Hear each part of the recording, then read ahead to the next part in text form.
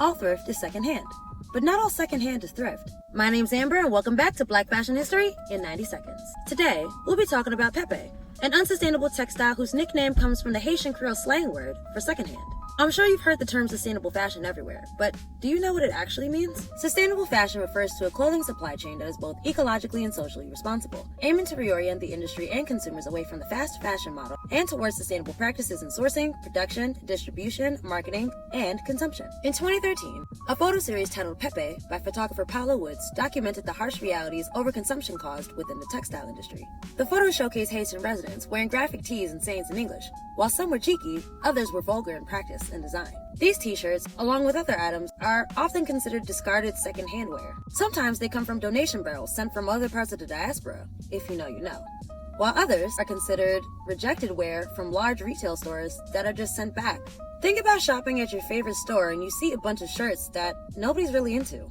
Where do you think it goes? Well, I'll tell you. Sometimes they're sent back to Haiti and other parts of the world, leaving locals forced to sort through clothing deemed unmarketable, and in other cases, sent to landfills. The fashion industry produces 100 billion articles of clothing annually, with the average person buying 60% more clothing than they did 15 years ago, but only wearing it for half as long. This is not to say donating clothing as a whole is a bad thing. It just comes with a mountain of undisclosed consequence. Did you know that secondhand clothing as an import in the US began with the Kennedy administration? Yep. Kennedy clothes, as they were nicknamed, allowed for Haitians to buy items of clothing for just a few pennies on the US dollar. And they weren't just sent to Haiti, they were sent all over the world. Another good idea, right?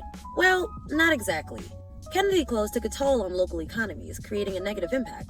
Evidently, textiles were once Haiti's largest industry, but fell into a great decline over the last 20 years, with contributing factors such as the 2010 earthquake. On the other side, their number one export is apparel. This practice still continues today. Roughly 1% of all discarded clothing gets recycled, and with the amount of clothing that the fashion industry creates annually, 87% of that gets sent to landfills, which is roughly 40 million tons.